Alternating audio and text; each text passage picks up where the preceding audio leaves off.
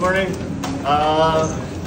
Kakatapos lang namin mag-meeting ng NDRMC at saka yung mga ibang cabinet secretary para suriin ang response natin dito sa mga weather systems na pumapasok tatlo na. Yung Krising, tapos meron ang dalawa na that are also in play.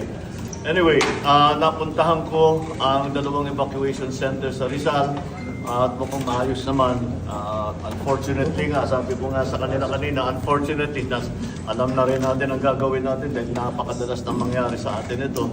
So meron tayong magandang response time, lalo na sa mga relief goods, sa mga rescue. At patuloy lang ng pagtitingin natin at pagtitiyak natin na ang taong bayan ay yung lalo na yung mga na biktima o na-displace o nagka-problema dahil dito sa mga bagyo ay mabibigyan ng assistance. Ang isa pang, dahil marami naman tayong SOP, kahit nung nasa US pa ako, alam na namin kung ano yung kailangan gawin.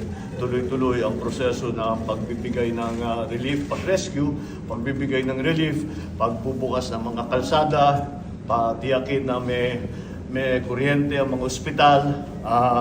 Ngayon, ang aming iniisip, paano natin gagawin dahil lahat ng pinupuntahan ko ay walang pasok. Paano ngayon yung ating mga kabataan?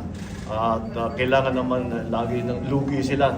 Masyado na silang lugi kung mapipilitan silang hindi pumasok. So we're finding alternative ways, teaching modes na para sa ating mga bata, sa ating mga estudyante. The other thing that I was concerned about nung nakita ko sa evacuation center, napaka-congested, yung sakit. Pagka isa lang dyan ang magkasakit, kakalat ng napakabilis niyan. And so we are making sure that every evacuation center has it has a medical team composed of national government doctors and nurses and also local government nurses and doctors. Ang trabaho lang talaga sa national ay tiyakin na meron silang sapat na supply ng mga gamit at saka ng gamot. And that's what we are doing now. So that is so far that is what we have to attend to. But I also explained once again, and it's not the first time I've done it. We have to explain that yung wag na palitan na natin ang pag-iisip natin. Hindi ito unusual, hindi ito emergency. Ito gayon talaga ang panahon. At mangyayari ito, sinasabi, ang estimate daw sa bagyo dito para sa Pilipinas sa taong ito, 12 to 15 na bagyo. So nakatatlo na tayo. So to be conservative, ibig sabihin isang dosena pa ito na dadating. Kaya wag na nating isipin na baka magkabagyo.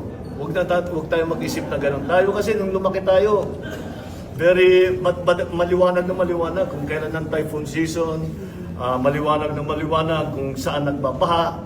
Ngayon, hindi na gano'n. Kaya nagbago lahat. And we have to see na pag wag na natin sasabihin baka magkabagyo, paano na pagdating ng bagyo dahil darating at darating yan. That is the fact of climate change.